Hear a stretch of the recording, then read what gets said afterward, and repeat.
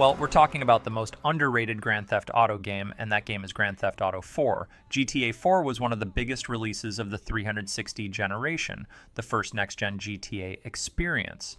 Expectations were extremely high, and it was meant to be the next evolution of the open world genre, and man, it definitely had that effect for better or worse. Sure, some folks mention Chinatown Wars as a hidden gem on the handheld side of things, and it absolutely is.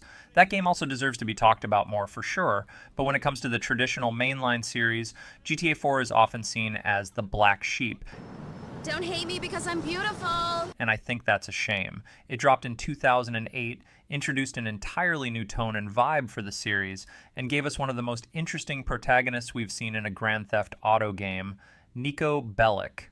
People like to reminisce about Vice City's neon 80s flair or the ridiculously massive map of San Andreas, but GTA 4's gritty realism, brooding storyline, and depiction of Liberty City at a very specific moment in time is nothing short of special. It's a pivotal piece of Rockstar's history and gaming history at large, but these days, it doesn't get nearly enough love. So let's dive back in, reflect on what made it stand out, and talk about why it's worth revisiting all these years later.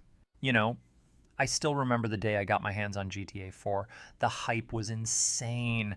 Everyone was saying it was going to be the best game of all time.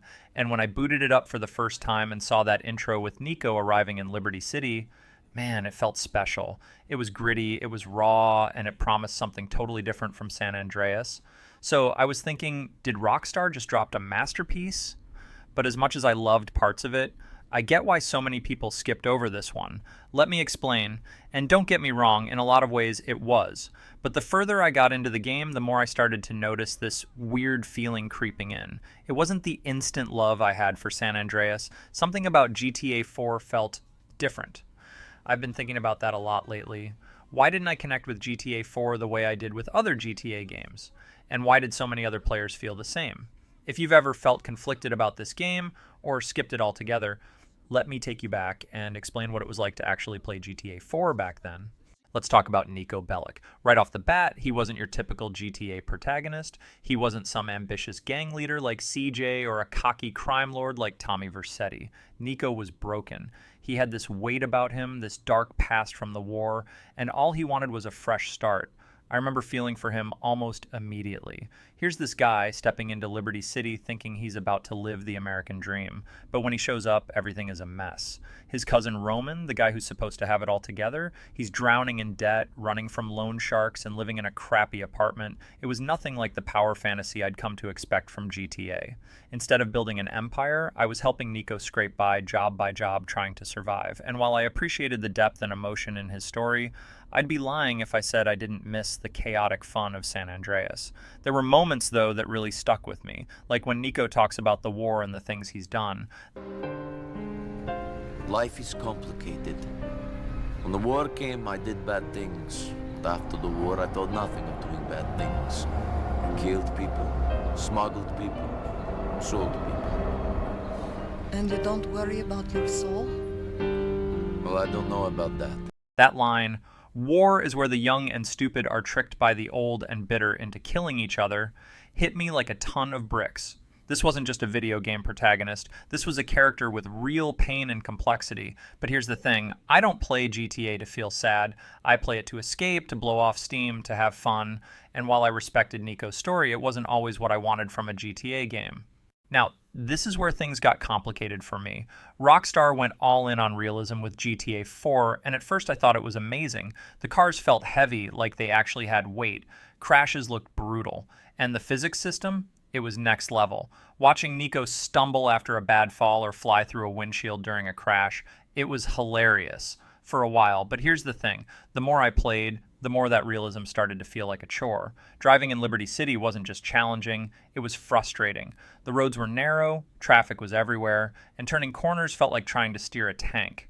I can't tell you how many times I crashed during high-speed chases and ended up screaming at my screen, and then there was the combat. The new cover system sounded great in theory, but in practice, it felt stiff and clunky. Shootouts often turned into these awkward, frustrating battles where I'd spend more time fighting the controls than the enemies. The missions didn't help either. Some were brilliant, like the bank heist in Three Leaf Clover. That one was pure adrenaline, but a lot of them, Drive here, kill this guy, drive back, and if you failed, too bad, start over from the beginning. No checkpoints, no mercy. It was moments like these that made me miss the simplicity and freedom of earlier GTA games. One thing I can't deny is that Liberty City was stunning. I still remember driving across the Broker Bridge at night, rain pouring down, the city lights reflecting off the wet streets. It felt like a movie. Every corner of the city felt alive. NPCs argued on the streets, taxis honked impatiently, and every neighborhood had its own vibe. Rockstar didn't just create a map, they created a living, breathing world. But as beautiful as Liberty City was, it could also feel suffocating. It was dense, chaotic, and at times overwhelming. Unlike San Andreas, there were no deserts, no forests, no wide open spaces to explore, just endless city streets. And while that fit Nico's story perfectly, there were times when I just wanted to escape, to go somewhere quiet, somewhere peaceful. But Liberty City didn't give you that. It was all grit, all the time. I'll be honest, GTA 4's missions were all over the place for me. Some were unforgettable. That bank heist I mentioned, it's still one of the best missions in the entire series. The tension, the chaos, the escape through the subway, it was everything I love about GTA. But then there were the missions that made me want to throw my controller through the window. The ones where you'd spend 10 minutes driving across the map, only to fail and have to do it all over again. I get what Rockstar was going for.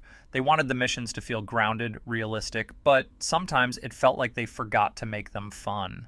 And here's the kicker. 2008 was one of the most stacked years in gaming history. You had Fallout 3, Call of Duty World at War, Left 4 Dead, all these incredible games dropping around the same time as GTA 4. And the thing is, those games offered something GTA 4 didn't. Fallout 3 gave you freedom and discovery. Call of Duty gave you fast and explosive action, and Left 4 Dead, pure chaotic fun with friends.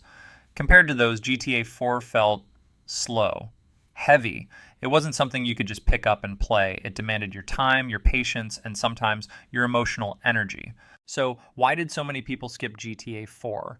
Maybe it was the darker tone, maybe it was the gameplay, or maybe it was just bad timing. For me, GTA 4 was a game I didn't fully appreciate until years later. At the time, I wanted the chaos of San Andreas. But looking back, I can see what Rockstar was trying to do. They weren't just making another GTA game, they were pushing boundaries. And while it didn't hit the mark for everyone, it laid the groundwork for the masterpiece that was GTA 5. Without GTA 4, we wouldn't have the balance of realism and fun that makes GTA 5 so great.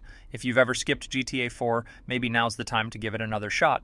It's not perfect, but it's a game that dared to be different, and that's something worth celebrating.